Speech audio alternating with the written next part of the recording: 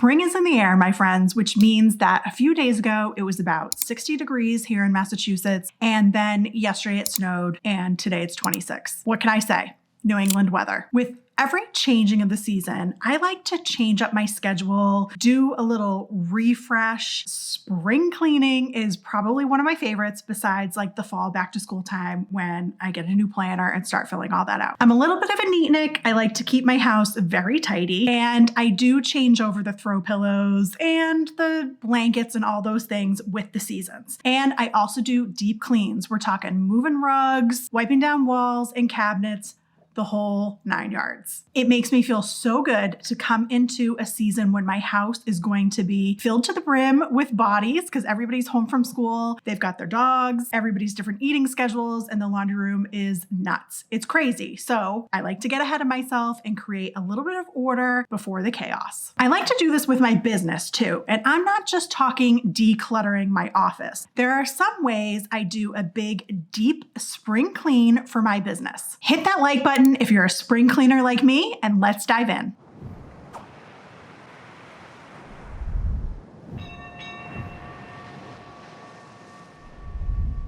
Hey there, I'm Heather Harris, founder of Copper Bottom Design Co., a boutique product development agency that specializes in planner design and overseas manufacturing. Now, I've been in the business for about 20 years, making planners for some of the most successful planner brands that you know. Over my years as a business owner, I've kind of compiled some ways that I have my business kind of go with the flows of the season. And being spring, I always do a little spring clean with my business. Now, I'm not just talking decluttering my office because that needs to happen more often than once a year. I'm talking like every quarter. I got to do a deep clean of this space because I have so many samples and there's just not enough room to house it all. Some things have to go to recycling, give away to friends, all of that. So anyway, decluttering your space is definitely the most obvious way to spring clean, but we're not talking about that today. I have 4 other ways that you can spring clean your business. And I'm ready to dive in with number 1, which is tidy your website. I like to give my website a little peruse. I have one of the Amy's on my team is our editor-in-chief, and she regularly goes through the website to make sure things are up to date. But if you're a team of 1, it's a good time during this spring cleaning to tidy up those little loose ends on your website. I'm talking, do you have any old or kind of expired workshops that you're no longer driving people to? You might want to take that down. Another thing would be, do you put any stats on your website? Like, for example, on the Copper Bottom website on our homepage, we like to brag about how many planners we sent to the printer. And in 2023, we sent 62 planners to the printer, which is record breaking for the business. And I'm only hoping it's going to climb this year. Having that stat on the website, Amy, because she's perusing there every couple months or so, she will update those stats in a timely manner. But a good idea for you to take a look at your stats. If you didn't do that in the new year, it's a good idea to refresh that. You also want to add in any new press that you've received. If you are in stores, it's a good idea to update your retailer list and where people can find you. Also, take a look at your shop. Are there any downloads or products that really aren't doing so well? You might want to keep an eye on that, maybe run a sale to get rid of that extra inventory of a certain item. It's time to tidy up that website, go through each page individually and give it a read. Number 2 is to organize your inbox. Now, I did a huge